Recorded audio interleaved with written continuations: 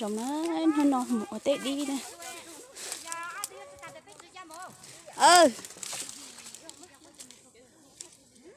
Chó đi nè, nó bắt đầu đi một nó đây cho tên bác cài sao đây to xe.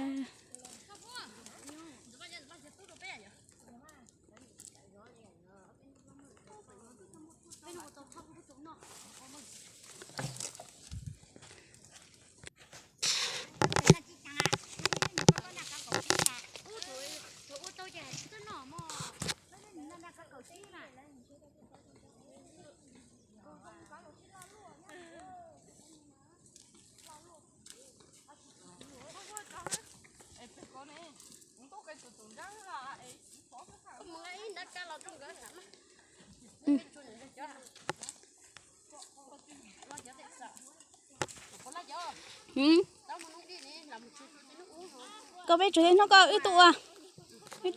Có cái chuyện nó có thở ít à? Từ ra đây nó ở bên nó tụi sao mà ôm ấy à? Kia nó tái to cho nó xa đây có. Từ ra cái này tôi cho nó to, nó kia là to. Nó một chua. Tên nó vô chua ra bé, cổ xí tụi mà bé vô chua bé một nhà sao còn xong rồi. Em mình nhổ tê á, chọn gì cơ. Em mình nhổ tê, cứ kể.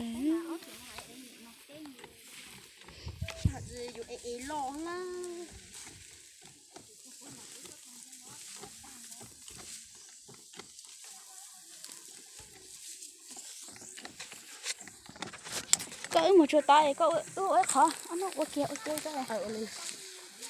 Thì lên nè.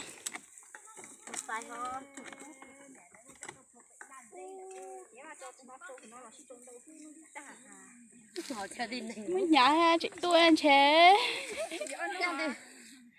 Con nó to dần dần cho căng. Dạ ba. Dạ ba. Còn nó có to hệ. Có sợi khóc khóc. Hả?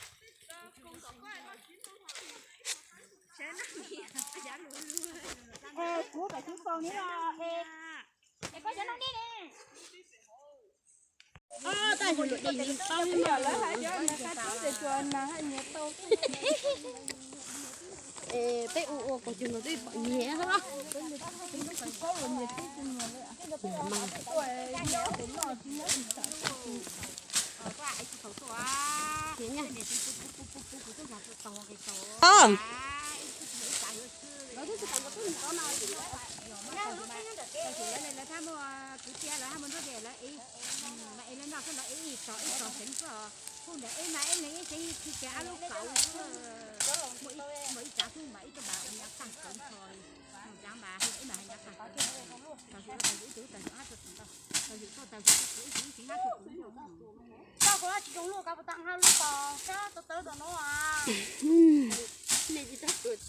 Ít sự đút tới cái giờ lên non ta.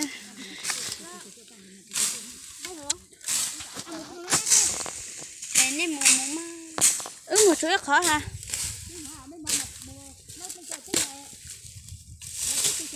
Nên dễ lo. Giờ hứa lấy cái chứ lấy một bé một con.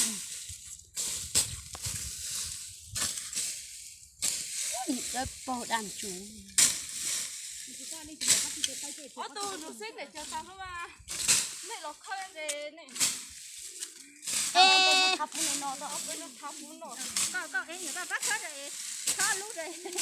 rồi cái gì khó luôn rồi. Tay rồi và không có chó rồi. Nhá ba này. Ê, cái gì bắt nó nói cho chị chuyến này nên cho chơi một tới cái này. À, chuột cơ mà. Anh nhá, tôi chụp nó là chó à? Chị ba chụp xí cơ à? Xí cơ, bọn đây có xí cơ ó, tôi sẽ xí vào tôi so có sát. Xí cơ xí sát, xí màn chơi được chả mà. Bên một chùa là. Bé chùa. Cả bé mùa. Bé mùa mà. Bé một tên không tiêu tụ ấy là. Ê cho tụi mình nhúng mình cho bé chuẩn đâu rõ nó.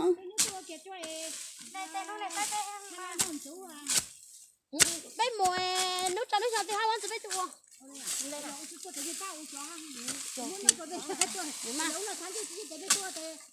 Đi chùa không tao đi. Tao thì bên chùa hát gì rồi, bên bán nè à.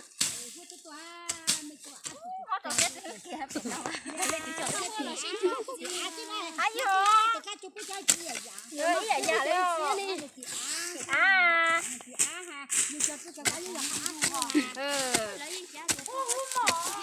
ai vô chắc là bé tôi thì coi cho ta chỉ chuyển dẫn là cái chó xuống mỏ nói với nhồi cho mà qua vô tè ta có người có hai tia có mua ấy nào Ui lấy kỹ tôi để tẩu là cái kỹ cậu thấy là lấy kỹ tôi thấy ngay cái kỹ cậu xem thì cô nhưng mà lấy kỹ thật đấy rồi kỹ cậu thấy hình ra họ thế mà nhưng mà cậu thấy nhiều kỹ tôi lo dù tôi dù tính tôi dù cho mò kỹ tôi dù cho mấy bữa sẽ cho sẽ cả rồi cho ý chỉ tao đi tên anh sẽ cứ mà vô là ít chó để họ chó